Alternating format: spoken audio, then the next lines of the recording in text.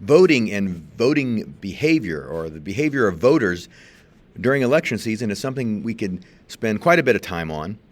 And hopefully you have considered what it is like to vote in the United States, what the systems we have, how we could do things better, the achievements we've made. But it's a complicated system, voting. And it's even more complicated when you try to analyze the behavior of an American voter.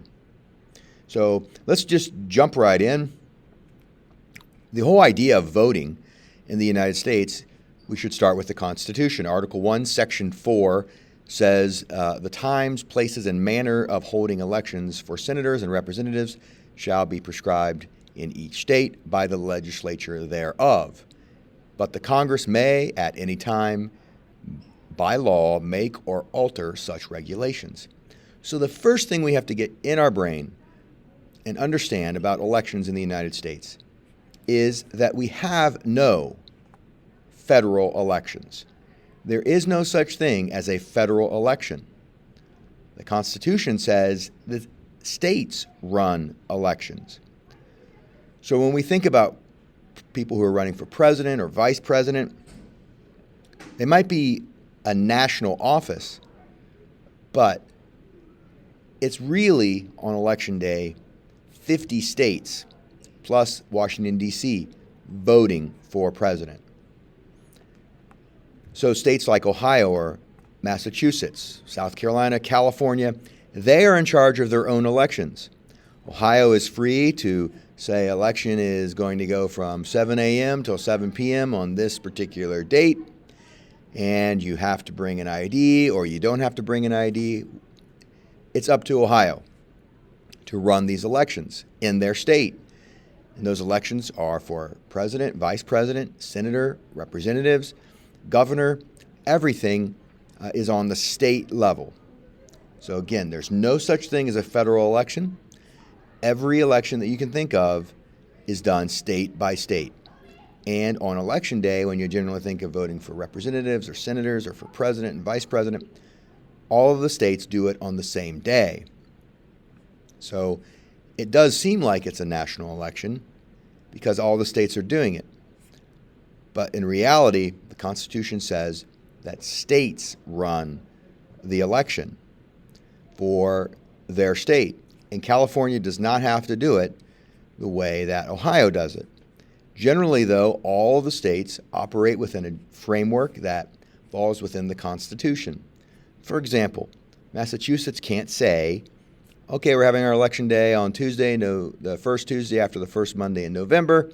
We're going to have our elections go from 7 in the morning till 7 at night, and only the boys can vote, right? Because that would violate the Constitution. So the states can't have an election that clearly violates the Constitution. But back in the original, when the Constitution was written in 1787, they delegated this to the states and said, states, you run your elections. And Congress can get involved if we need to, but generally, states, you're in charge. Now, what this meant back then was, like it was in most of the Western world, is that men who were white and who owned property could vote. It was the idea that these men who had actually owned land or had some property had some skin in the game, meaning they had a vested interest that society would continue to do well. People who didn't have property, who didn't own anything, well, they could just vote however they wanted. They didn't really have a stake in how society went. At least that's the way they thought back then. So obviously, women, who make up a majority of America today, and probably then as well, could not vote. People of color, or if you were enslaved, didn't own property. So think back when the American colonists in Boston were screaming, no taxation without representation. The British were probably thinking, what makes you think you should have any representation in Parliament? Most people in England don't have representation because most people didn't own property and therefore had no right to be represented. They couldn't vote. So this is just the way it was. It doesn't mean that we should agree with it. But for the first few decades of America under the Constitution, the states, the 13 original, and those states were added, they had rules that only white men who owned property could vote. in those state elections. But as time went on, as America grew and expanded west, and with the election of Andrew Jackson as really a common man, unlike some of the presidents that came before him, the first 6 presidents all tended to be kind of upper class, wealthier, East Coast, even though some were from Virginia. He was the first that was kind of just like an ordinary guy, not born into a fancy family with a lot of wealth. And so Andrew Jackson was a man of the people. And so he pushed for the expansion of voting to all white men, not just those who owned property. And as America went westward, kind of to the left side or the western side of this red line, as America grew, many states in these western territories, as they became states, gave the right to vote to men who did not have property. And those states on the eastern side of this line, the original states, they began altering their laws to allow people to vote, men to vote, white men who did not own property. So we're starting to see franchisement, which is the right to vote, be extended a little bit further. And over time, obviously, there is still a lot of folks living in America before the Civil War who could not vote. And when the Civil War comes, that's a kind of a major event in American history, and we have a kind of a new birth of freedom, as Abraham Lincoln said, and the Congress will act along with the states to ensure that more Americans can vote now without the resistance of the southern slave states who had all been beaten and broken. The nation begins to expand franchisement to others.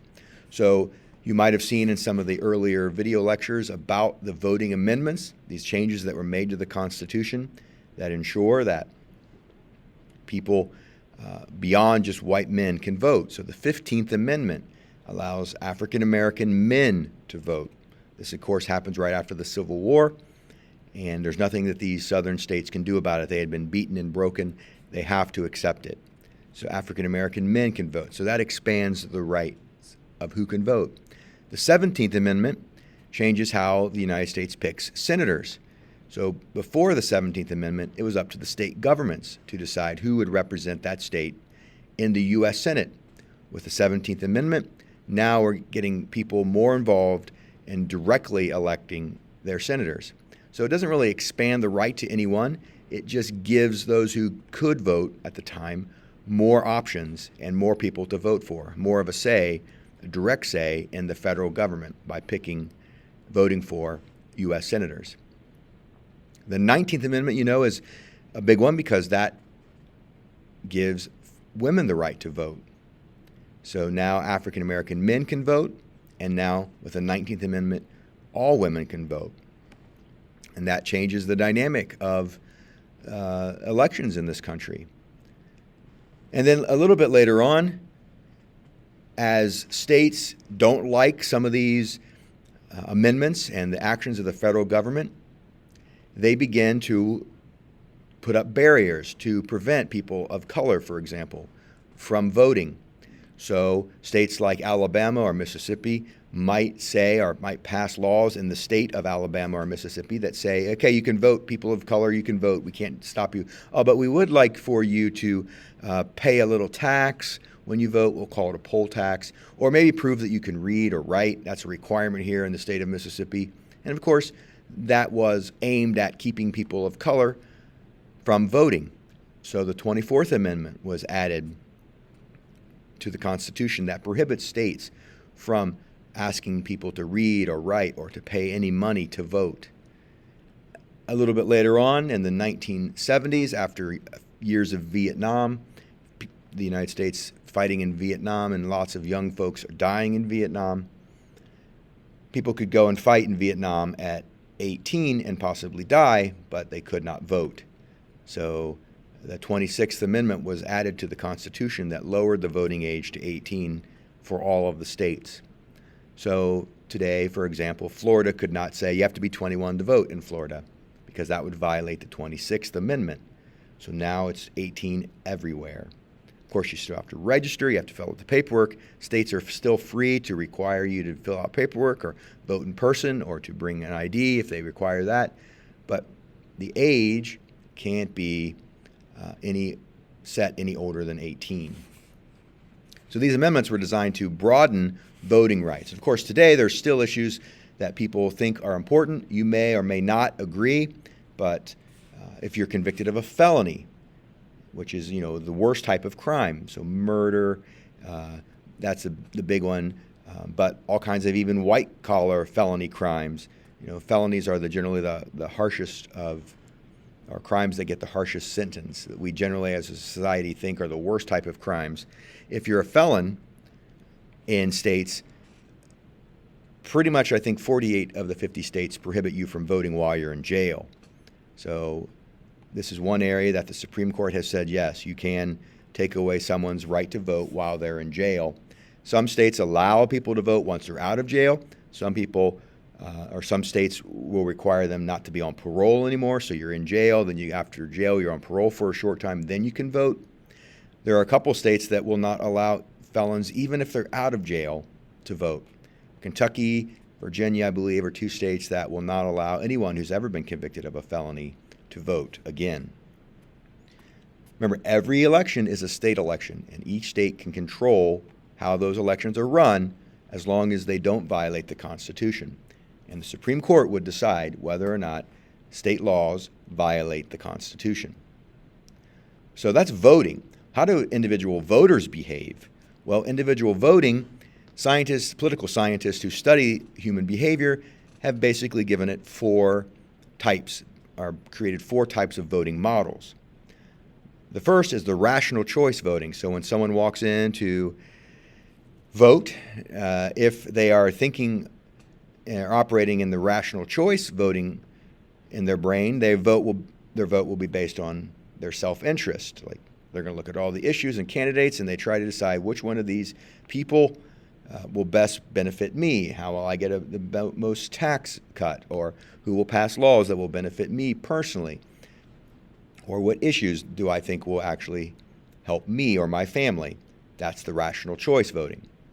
Some people go into the voting booth on election day and they vote basically thinking like, whoa, should I re-elect this guy or girl, looking back on what they've done?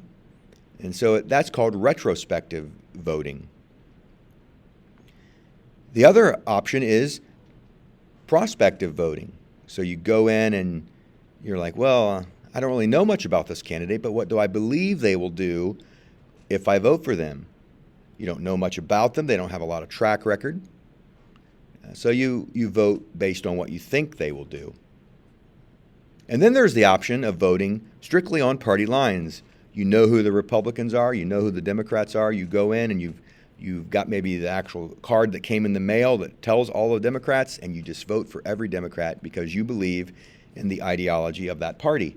Or you vote for every Republican because you think their way of government is the best. So party line voting is more common than you would think. But all four of these kind of can be in the minds of a voter on any given election day because there's a variety of people running for a variety of offices. Some offices you might be able to retrospective vote on, and then others you might, well, this person's never had a position before at all. Well, I don't know what they're going to be like. This was the case with at that time President Trump or candidate Trump. He had never been elected to anything. So people voted on him based on what they think he might do as president. But some people might say, well, this is how he behaved as a businessman or as a celebrity, and I'm not sure, or I am sure he'd be great. Just all of these can be at play when someone goes in to vote. But if you are voting along party lines, typically you're thinking about the role of government in the lives of people. This doesn't work perfectly, but it's maybe a good way to think of it. Also, you'll think of this as like not just Democrats or Republicans, but maybe conservatives and liberals. So if the people are the pancakes and the government of the United States is the syrup, generally Democrats tend to be more liberal. And so if I were to say to you, pour the syrup on liberally, that would mean a lot more syrup. You like the flavor of having a lot of syrup on your pancakes, and you think that syrup is good.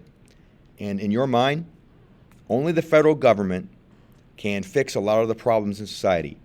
Hungry babies, the environment, people who need to get job training, a lot of the ills of society, only the federal government has the power and the resources and the money to fix it. Whereas if you're maybe a conservative Republican, you might say, well, I don't really want a lot of government on my pancakes. Government is just kind of gets in the way. We can't count on government to do anything right. Government isn't free. Right? Syrup isn't free, right? So we don't really want a lot of this. We can figure this out on our own. We have hungry babies. Well, we should count on the people or charity organizations or maybe churches or synagogues or mosques to help out in the local community. It's not the role of the federal government to get involved so much in people's lives. There's no right or wrong answer. You know, most people in America don't eat their pancakes dry. Most people in America don't dump 5 gallons of syrup on the pancakes, right? Most people in America are somewhere in the middle. They see the role of government in their lives to some extent. We all want 911. We all want paved roads. We want the Navy to protect us. But we don't want too much. But we don't want our pancakes dry either. So we typically settle for somewhere in the middle. Most Americans are what we would say use moderate amount of syrup.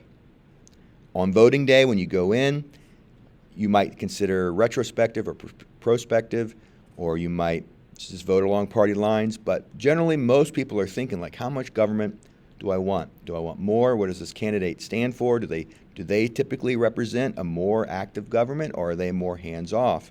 And then voters make their choice.